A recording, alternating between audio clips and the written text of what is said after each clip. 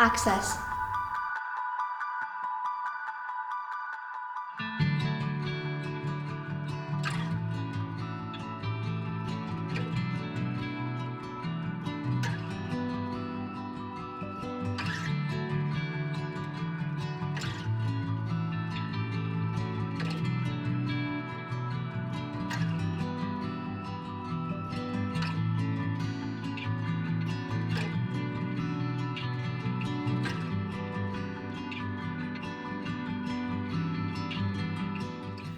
Lack in communication.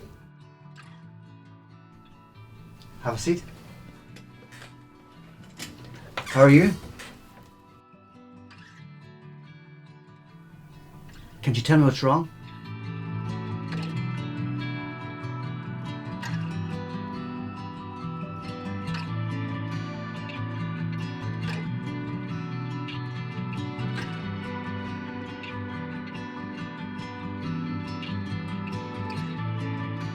Communication. How are you? It's good. Are you happier now that we've got an interpreter here for you today? Yeah, of course. Good. Thank you very much for coming. And I'll see you again.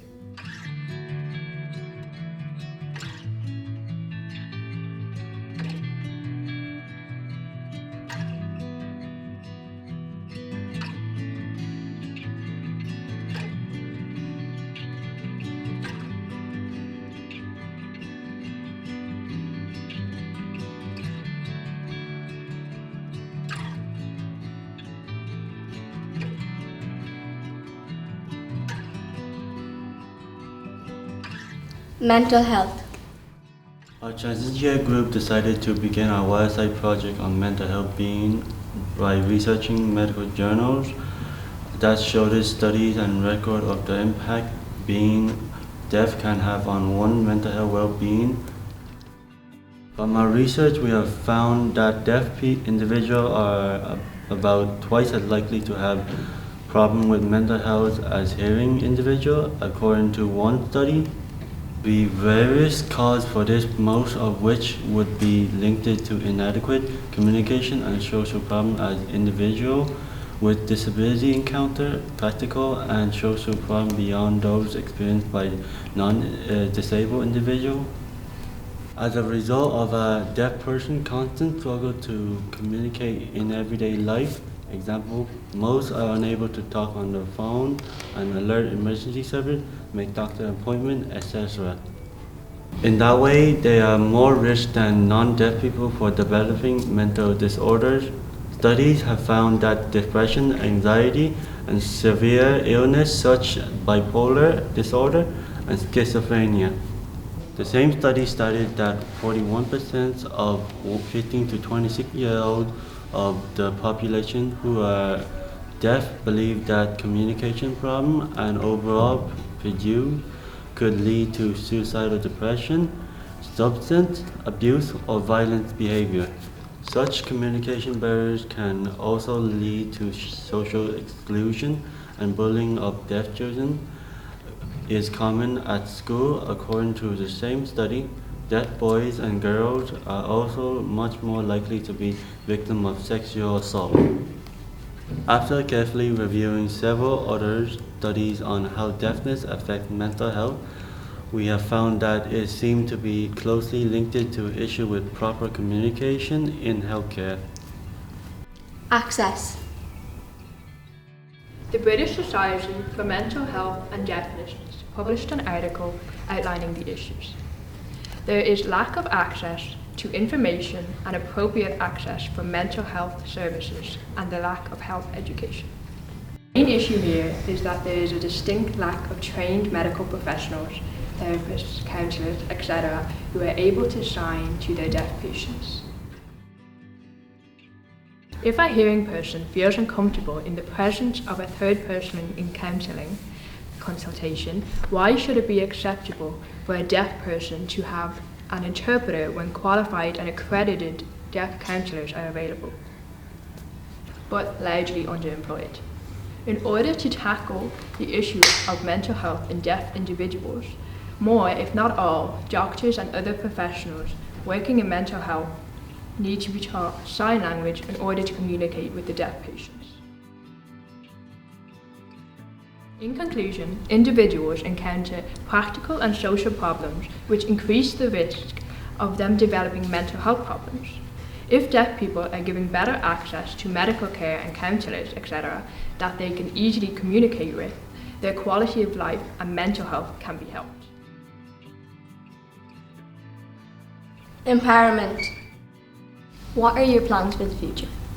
We want to bring more awareness to the rising issue of there being a lack of communication between deaf people and their counsellors. This is due to the lack of availability for interpreters for sessions. We want to bring more availability to access specialised interpreters regarding mental health. Specialised interpreters who can deal with mental health issues and even creating more signs for issues regarding mental health could help deaf people greatly. If deaf people could bring FaceTime or messaging to counsellors for deaf people, this would mean that they have a 24/7 access to a counsellor. This could massively decrease the amount of mental health issues amongst deaf people. We want to make a positive difference, and creating more access to interpreters would help tremendously. Decreasing the wait time for interpreters could make also a massive impact to their lives. There is a variety of available information on the internet regarding mental health. However, for someone whose first language is ISL, for some deaf people may not be able to access all the information. We would ask that these websites took into consideration having the information translated into ISL and provide a signing service icon that is available on some websites. As for deaf people, we do not feel comfortable. Yes, there is interpreters available, but a lot of deaf are uncomfortable and feel it is awkward. 26% of deaf people suffer with mental health and do not go to counsellors and end up becoming worse. It has resulted that deaf people suffer with mental health issues twice as worse as hearing due to communication barriers.